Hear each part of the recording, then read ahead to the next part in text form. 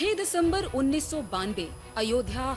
सुबह की वो ठंडी हवा, लेकिन माहौल तप रहा था। लाखों लोगों की भीड़, हाथ में भगवा झंडे, गूंजते नारे जय श्री राम, जय श्री राम। और फिर कुछ ऐसा हुआ जिसने भारत की राजनीति को हमेशा के लिए बदल दिया। एक विवादित ढांचा गिरा, लेकिन उसके साथ सत्ता, सिस्टम और संविधान सब सवालों के घेरे में आ गए। उस दिन लखनऊ में बैठा एक मुख्यमंत्री सब कुछ देख रहा था। उसके पास ताकत थी, रोक सकता था, लेकिन उसने एक अलग रास्ता चुना। एक फैसला जिसने उसे इतिहास में अमर भी किया और विवादों में घेर भी दिया।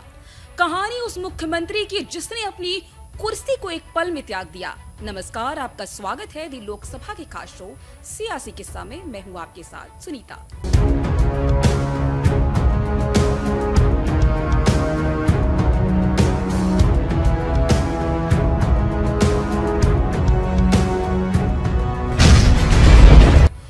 सियासत के धूल भरे रास्तों से उस मुख्यमंत्री ने वापसी की ऐसी कहानी लिखी जो आज भी मिसाल है। ये कहानी सिर्फ एक नेता की नहीं, ये कहानी है हिम्मत, फैसले और उसके अंजाम की। नाम था कल्याण सिंह।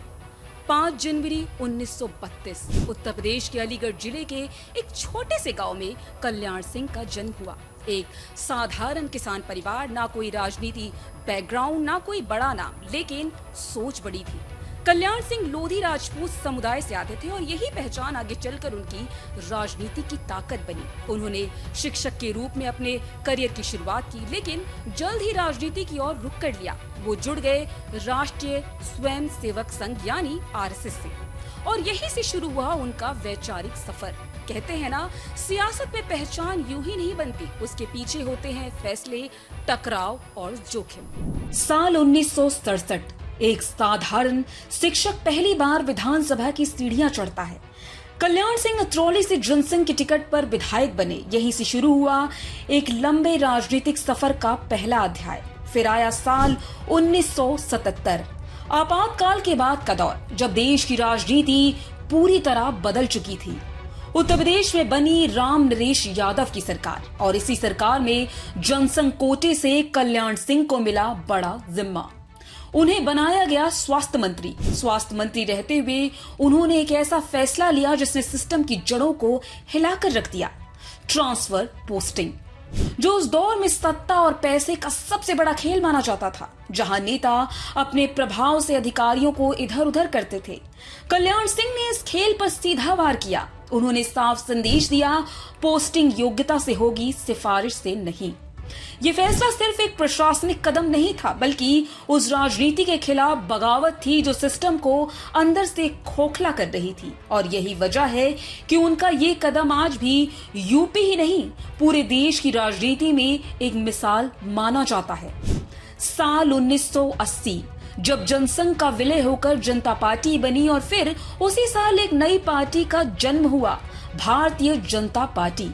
कल्याण सिंह इस नई पार्टी के साथ खड़े रहे और पहली बार बीजेपी के टिकट पर चुनाव लड़ा, लेकिन इस बार किस्मत ने साथ नहीं दिया। उन्हें हार का सामना करना पड़ा। कल्याण सिंह अपने राजनीतिक जीवन में सिर्फ 2 बार चुनाव हारे थे। 1980 में अतरौली से कांग्रेस के अनवर खान से हार गए, तो इस हार को कुछ अलग अंदाज में ही कल्याण सिंह ने स्वीकार किया। उनका परिवार बताता है कि चुनाव हार कर भी कल्याण सिंह सीना ताने खड़े नजर आए और उन्होंने हलवा मंगवाया, लड्डू और बताशे बंटवाए। सोचिए, जहां नेता हार के बाद छिप जाते हैं, वहां एक नेता जश्न मना रहा था, क्योंकि उसे अपनी ताकत पर भरोसा था।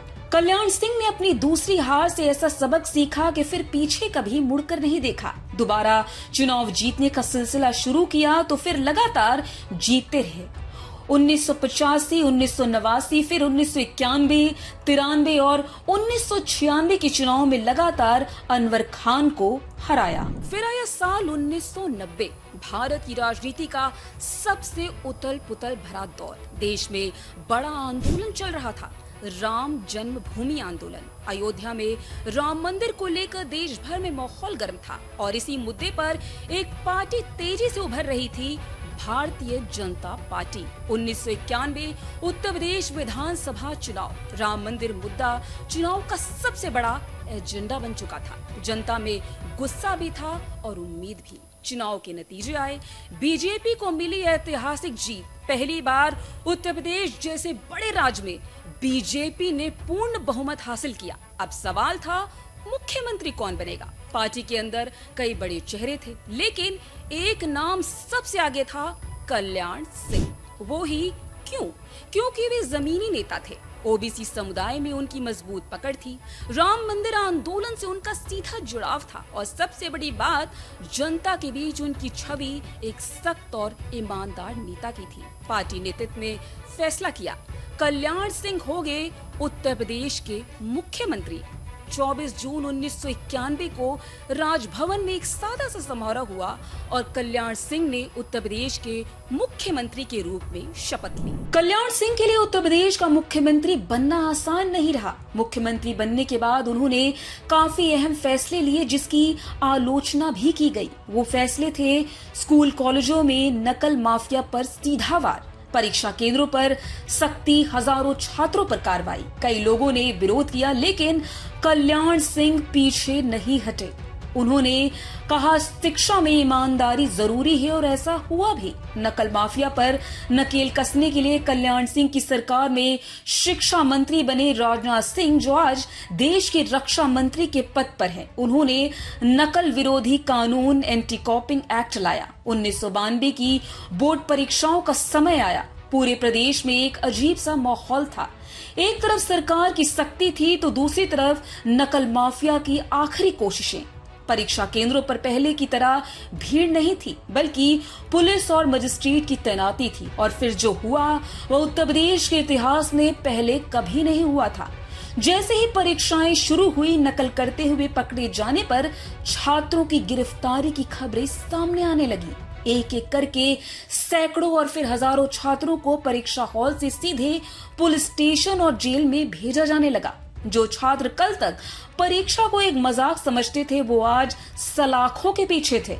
भले ही उस समय कल्याण सिंह सरकार की बहुत आलोचना हुई, लेकिन लंबे समय में इस कदम ने उत्तर प्रदेश में परीक्षा की पवित्रता को फिर से स्थापित करने में एक महत्वपूर्ण भूमिका निभाई।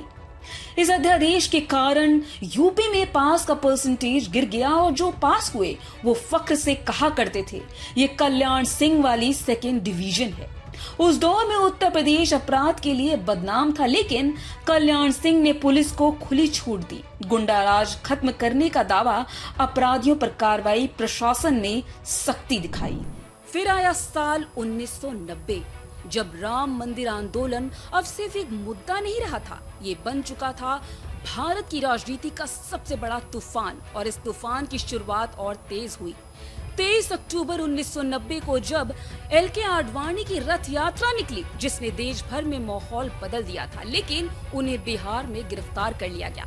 इस गिरफ्तारी के बाद देश का सियासी माहौल और ज्यादा अस्थिर हो गया। सामाजिक तनाव तेजी से बढ़ने लगा।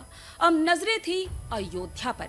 30 अक्टूबर 1990 कार सेवा की तारीख तय थी। उस वक्त उत्तर प्रदेश के मुख्यमंत्री थे मुलायम सिंह यादव। उन्हें साफ ऐलान कर दिया था कि अयोध्या में परिंदा भी पर नहीं मार सकता। लेकिन न कार सेवक पीछे हटे, न मुलायम सिंह यादव की सरकार। 30 अक्टूबर 1990 हजारों कार सेवक विवादित ढांचे की ओर बढ़ने लगे और फिर पुलिस ने गोलियां चलाई। सरकारी आंकड़ों के मुताबिक लगभग 16 से 28 कार सेवकों की मौत हुई। लेकिन उस घटना के दौरान मौजूद जर्नलिस्टों की रिपोर्ट्स के माने तो 45 से 100 तक कार सेवकों की मौत हुई। आंकड़ों को छुपाने के लिए कितनों की बॉडी को गाड़ दिया गया या फिर सरयू नदी में फेंक तक दिया गया था। देश भर में इस घटना ने आक्रोश पैदा कर दिया। जनता दल की सरकार अब दबाव में आ चुकी थी। पार्टी के अंदर कई हिंदू नेताओं ने विद्रोह कर दिया और 6 महीनों के अंदर मुलायम सिंह यादव को मुख्यमंत्री पद छोड़ना पड़ा। लेकिन इस पूरी घटना के बाद देश की राजनीति में 2 शब्द हमेशा के लिए बस गए, मंडल और कमंडल। मंडल यानी आरक्षण और सामाजिक न्याय की राजनीति, मंडल कमीशन इम्प्लीमेंटेशन, और कमंडल यानी राम मंदिर और हिंदुत्व की राजनीति, राम जन्मभूमि मूवमेंट। और इसी कमंडल की राजनीति का सबसे बड़ा चेहरा बनकर उभरे कल्याण सिंह। जनता के बीच नारे गूंजने लगे, कल्याण सिंह कल्याण करो, मंदिर का निर्माण करो। वो कमंडल की राजनीति के पोस्टर बॉय बन चुके थे। राम नाम की गूंज के साथ वो सीधे चुनौती दे रहे थे मुलायम सिंह यादव को। गिरफ्तारियां, आंदोलन, नारे और बढ़ता जन समर्थन, ये सब एक बड़े बदलाव की आहट थी। दरअसल 1991 की सत्ता की नींव रख रही थी और अब बारी थी उस चेहरे की जो जल्द ही उत्तर प्रदेश की सत्ता संभालने वाला था, कल्याण सिंह। 1991 में हुए विधानसभा चुनावों में कल्याण सिंह के नेतृत्व में बीजेपी ने 221 सीटें हासिल कर ली। कल्याण सिंह ने सिर्फ एक साल में बीजेपी को उस स्थिति में ला दिया कि पार्टी अपने दम पर देश के सबसे बड़े राज्य में अपनी मनमर्जी की सरकार और मनमर्जी का मुख्यमंत्री बना सकी। कल्याण सिंह यूपी में पहली बार पूर्ण बहुमत पाने वाले बीजेपी के पहले मुख्यमंत्री के तौर पर इतिहास में दर्ज हो गए। कल्याण सिंह यहीं पर नहीं रुके। 1992 में कमंडल थाम कर आगे बढ़ने वाले कल्याण सिंह का काम अधूरा रह गया था। उसे पूरा करने के लिए उन्होंने अयोध्या का रुख किया। सिर्फ बीजेपी और यूपी नहीं बल्कि देश की सियासत का भी टर्निंग पॉइंट था। दिसंबर 1992 अयोध्या अब ये सिर्फ एक शहर नहीं रहा था, बन चुका था पूरे देश की नजरों का केंद्र। अयोध्या में एक एक दिन के साथ भीड़ बढ़ रही थी। दिसंबर की शुरुआत तक 1 लाख से ज्यादा कार सेवक यहाँ पहुंच चुके थे। अनहोनी की आहट अब सिर्फ अयोध्या तक सीमित नहीं थी, दिल्ली भी चिंतित थी, लखनऊ भी। उत्तर प्रदेश के मुख्यमंत्री कल्याण सिंह ने सुप्रीम कोर्ट को भरोसा दिलाया था कि हर हाल में विवादित ढांचे की सुरक्षा की जाएगी, लेकिन जमीन पर हालात कुछ और ही कहानी बयां कर रहे थे। 4 दिसंबर 1992 अब तक अयोध्या में करीब 2 लाख कार सेवक जमा हो चुके थे सरयू नदी के तट पर। बताया गया कि उनका उद्देश्य है सरयू से एक एक मुट्ठी बालू और मिट्टी लाकर विवाद स्थल के पास बने गड्ढे को भरना। लेकिन भीड़ के इरादे सिर्फ इस प्रतीकात्मक कार सेवा तक सीमित नहीं थे, क्योंकि नारे कुछ और एक कहानी कह रहे थे। मिट्टी नहीं खड़काएंगे, ढांचा तोड़कर जाएंगे, मंदिर वहीं बनाएंगे। हर नारे के साथ भीड़ और उग्र होती जा रही थी। इस पूरे घटनाक्रम में विश्व हिंदू परिषद, शिवसेना, बजरंग दल जैसे संगठन कार सेवकों को अलग अलग संदेश दे रहे थे। अब सवाल ये था, क्या प्रशासन इस भीड़ को रोक पाएगा? क्या मुख्यमंत्री का वादा निभ पाएगा? या फिर इतिहास खुद को लिखने वाला था? 4 दिसंबर से 6 दिसंबर तक बस 48 घंटे, और इन 48 घंटों में भारत की राजनीति हमेशा के लिए बदलने वाली थी।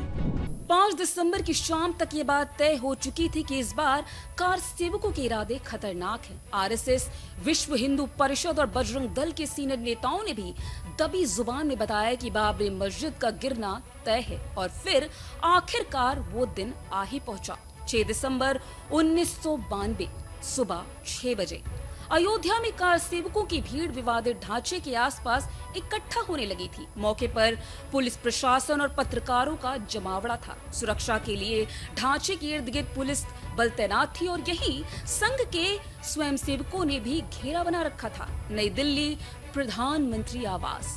पीवी नरसिम्हा राव सुबह 7 बजे रात भर अयोध्या की खबरें लेने के बाद वो नींद से उठे थे। पहला सवाल, अयोध्या में क्या हाल है? जवाब आता है, करीब 2.5 लाख कार सेवक विवादित स्थल के पास जुट चुके हैं। खबर सुनकर चेहरे पर चिंता की लकीरें, लेकिन वो खुद को संभालते हैं। वहीं 4 कालिदास मार्ग, लखनऊ, मुख्यमंत्री आवास। कल्याण सिंह सुबह से ही जाग चुके थे। चेहरे पर तनाव, कमरे में सन्नाटा। सूचना निदेशक अनिल स्वरूप रोज की तरह सुबह की ब्रीफिंग के लिए पहुंचे, लेकिन आज का दिन अलग था। कल्याण सिंह पहले ही अयोध्या से बात कर चुके थे। लालकृष्ण आडवाणी से फोन पर हालात पूछे, साथ ही डीएम, पुलिस अफसर सबसे रिपोर्ट ली। जवाब मिला, हालात कंट्रोल में है। सुबह 10 बजे बीजेपी के राष्ट्रीय अध्यक्ष मुरली मनोहर जोशी और लालकृष्ण आडवाणी कार सेवा की तैयारी देखने पहुंच चुके थे।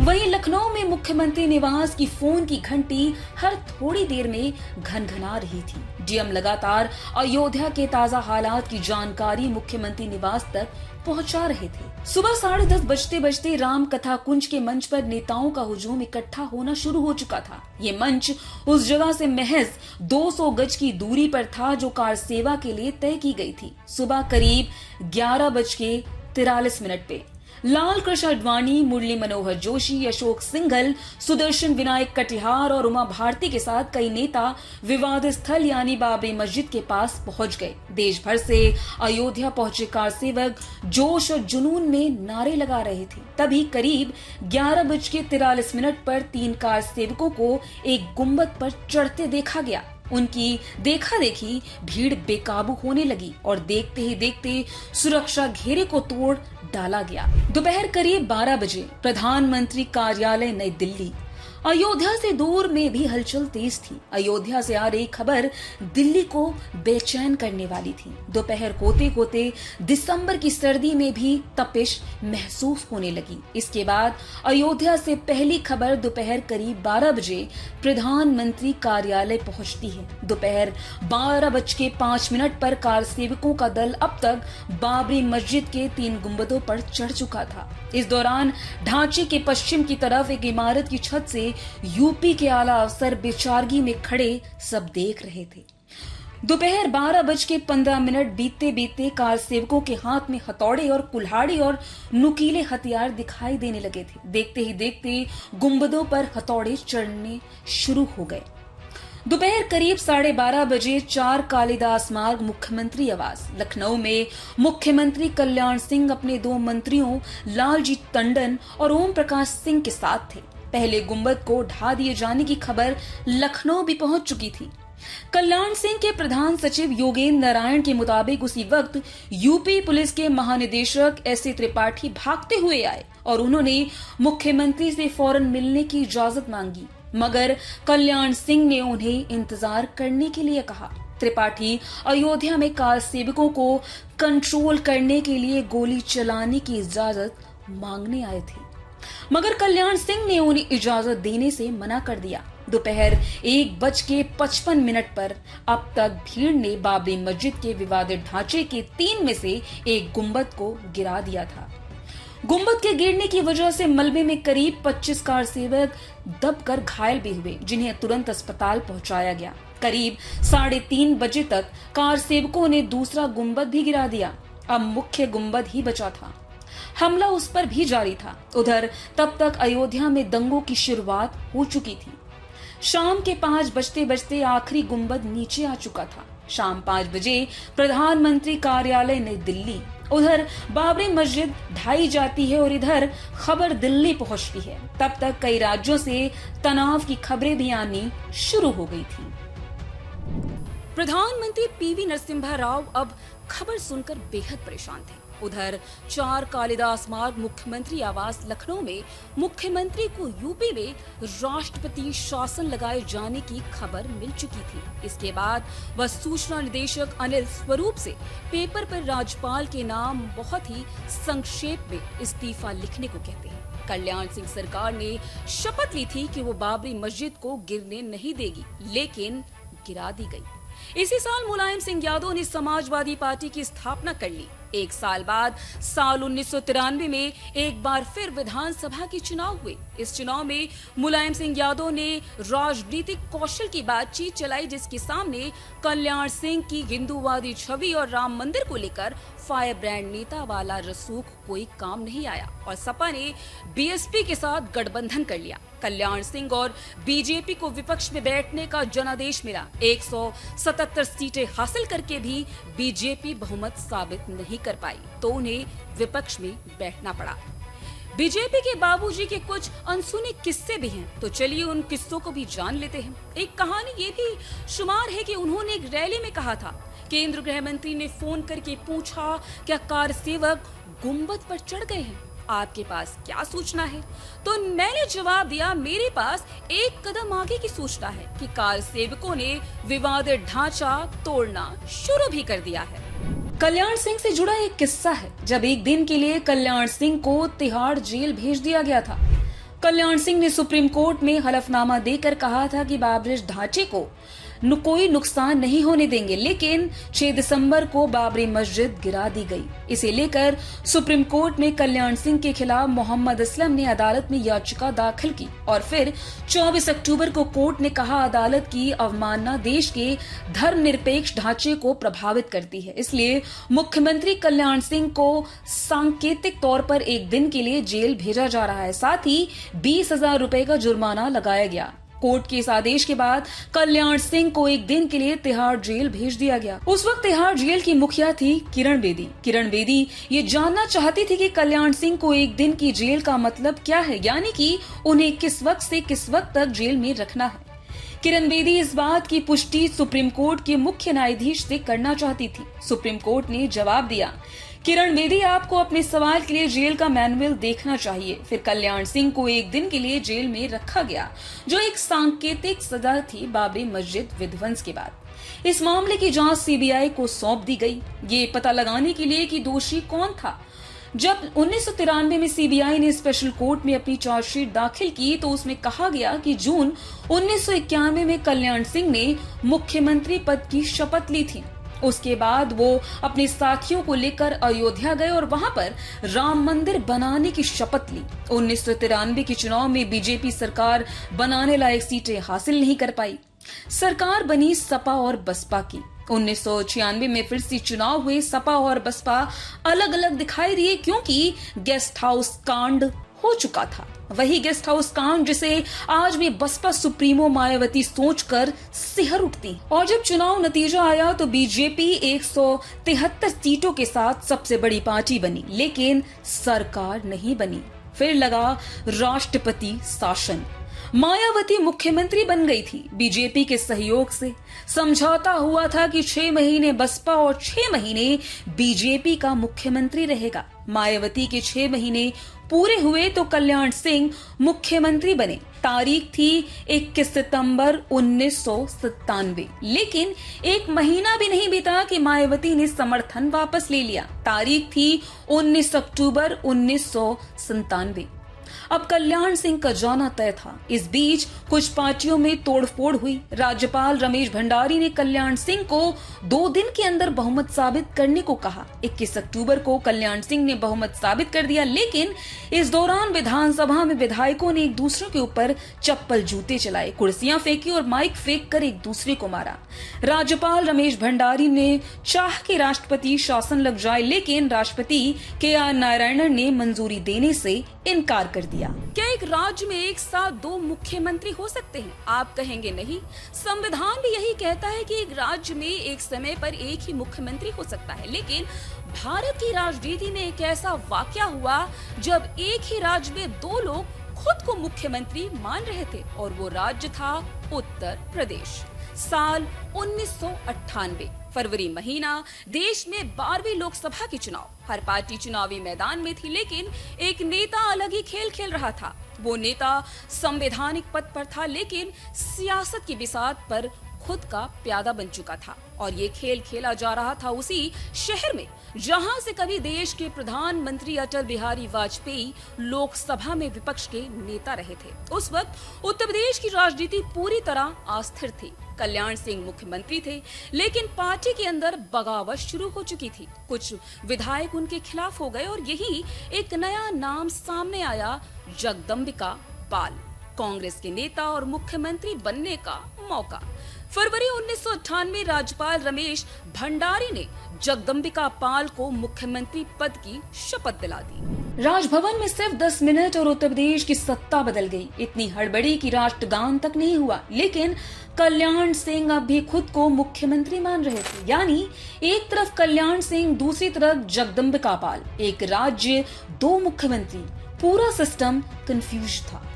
उधर अटल बिहारी वाजपेयी लखनऊ में वोट डालने के बाद राज्यपाल के खिलाफ आमरण अनशन कर बैठे थे। KR नारायणन ने प्रधानमंत्री इंद्र कुमार गुजराल को पत्र लिखकर नाराजगी जताई। सबसे अजीब नजारा सचिवालय में था। एक तरफ जगदम्बिका पाल, दूसरी तरफ कल्याण सिंह, दोनों खुद को मुख्यमंत्री मान रहे थे। अब एक ही रास्ता बचा था, हाईकोर्ट। इलाहाबाद हाईकोर्ट ने जगदम्बिका पाल सरकार को रद्द किया और कल्याण सिंह सरकार को बहाल। मामला पहुंचा सुप्रीम कोर्ट ऑफ इंडिया। जहां एक ऐतिहासिक आदेश दिया गया। 48 घंटे के अंदर कॉम्पोजिट फ्लोट टेस्ट, यानी दोनों दावेदार एक साथ बहुमत साबित करेंगे। विधानसभा में स्पीकर के दोनों तरफ 2 कुर्सियां और दोनों मुख्यमंत्री साथ बैठे। 425 सदस्य विधानसभा, 225 विधायक कल्याण सिंह के पक्ष में, 196 विधायक जगदम्बिका पाल के साथ जीत कल्याण सिंह की हुई। 48 घंटे का वो खेल खत्म हुआ और कल्याण सिंह फिर से सूबे के मुख्यमंत्री बने रहे। 48 घंटे के उस राजनीतिक ड्रामे के बाद जगदम्बिका पाल को मुख्यमंत्री पद छोड़ना पड़ा।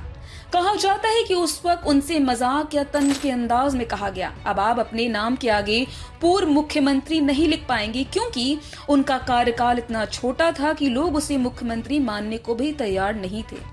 आज भी जगदम्बिका पाल के नाम के आगे ना ही पूर्व मुख्यमंत्री उत्तर प्रदेश लिखा जाता है और ना ही ऐसा कुछ भी बोला जाता है। साल 1999 आते आते बीजेपी के अंदर कल्याण सिंह विरोधी लॉबी इतनी सक्रिय हो गई कि उन्हें हटाकर राम प्रकाश गुप्त को मुख्यमंत्री बनाया गया। तब कल्याण सिंह को पहली बार अपने ही घर में सबसे बड़ी चुनौती मिली। इस दौर में अटल बिहारी वाजपेयी और कल्याण सिंह के रिश्तों में भी खटास बढ़ने लगी। 1999 लोकसभा चुनाव लखनऊ में प्रेस कॉन्फ्रेंस में जब पूछा गया क्या वाजपेयी पीएम बनेंगे, कल्याण सिंह का जवाब, मैं भी चाहता हूं लेकिन पहले उन्हें एमपी बनना होगा। ये बयान सीधे सीधे चुनौती माना गया और फिर वो फैसला हुआ जिसकी किसी को उम्मीद नहीं थी। कल्याण सिंह को बीजेपी ने बाहर का रास्ता दिखा दिया। अब उन्होंने अपनी राह अलग बना ली, राष्ट्रीय क्रांति पार्टी का गठन किया।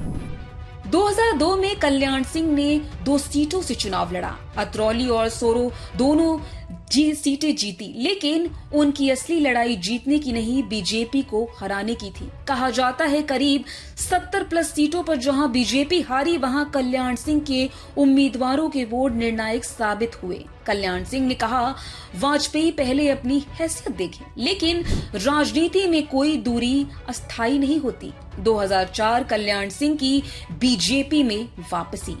लखनऊ में लालजी टंडन के एक कार्यक्रम में कल्याण सिंह अटल बिहारी वाजपेयी को लड्डू खिलाते और कहते हैं, मैंने एक उंगली उठाई थी, अब 5 उंगलियां जोड़कर माफी मांगता हूं, लेकिन समय बदल चुका था।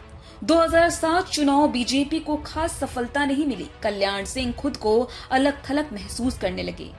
एक किस्सा, जब उन्हें प्रचार के लिए हेलीकॉप्टर चाहिए था, लेकिन कोई इंतजाम करने वाला नहीं मिला। यहीं उन्हें एहसास हुआ कि पार्टी छोड़ना सबसे बड़ी गलती थी। 2009 में उन्होंने बीजेपी फिर छोड़ी और मुलायम सिंह यादव के साथ आ गए। एटा से चुनाव लड़ा, निर्दलीय जीत, लेकिन इससे एसपी को ही नुकसान हुआ और सपा ने भी दूरी बना ली। 2010 जनक्रांति पार्टी, लेकिन 2012 चुनाव में कोई खास सफलता नहीं। अब सच साफ था, बीजेपी और कल्याण सिंह एक दूसरे के पूरक थे।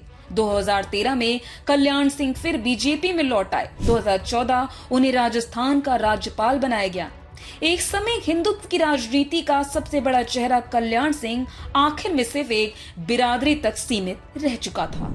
एक नेता जो 2 बार उत्तर प्रदेश का मुख्यमंत्री बना, एक नेता जिसने अपनी कुर्सी दांव पर लगा दी और एक नेता जिससे सत्ता छूटने के बाद जांच एजेंसियां जवाब मांगने लगी। कल्याण सिंह जब तक राजस्थान के राज्यपाल थे तब तक उन्हें कोई एजेंसी छू भी नहीं सकती थी। क्यों?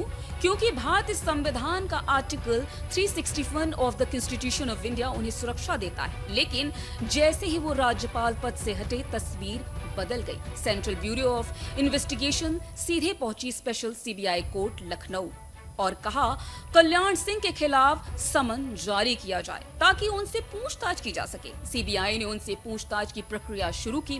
उन्हें भी इस केस में आरोपी बनाया गया। कोर्ट का अंतिम फैसला 30 सितंबर 2020 स्पेशल सीबीआई कोर्ट लखनऊ ने अपना फैसला सुनाया। फैसला क्या था? सभी आरोपियों को बरी कर दिया गया। कोर्ट के मुताबिक बाबरी मस्जिद गिराने की घटना पूर्व नियोजित साजिश साबित नहीं हुई और कल्याण सिंह बेदाग साबित हुए। 28 साल की लड़ाई खत्म हुई। कुछ नेता सिर्फ सत्ता तक नहीं पहुंचते, वो एक विचार बन जाते हैं और जब वो जाते हैं तो सिर्फ एक इंसान नहीं, एक पूरा दौर खत्म हो जाता है। ऐसे एक नेता थे कल्याण सिंह। 1 अगस्त 2021 लखनऊ के Sanjay Gandhi post graduate institute of medical sciences में उत्तर प्रदेश के पूर्व मुख्यमंत्री कल्याण सिंह ने आखिरी सांस ली। वो लंबे समय से बीमार थे, लेकिन उनकी पहचान आखिरी समय तक एक मजबूत नेता की ही रही। उत्तर प्रदेश सरकार ने राजकीय शोक घोषित किया। पूरा अंतिम संस्कार राजकीय सम्मान के साथ हुआ। तिरंगे में लिपटा पार्थिव शरीर, हजारों लोगों की भीड़ और युग को अंतिम विदाई।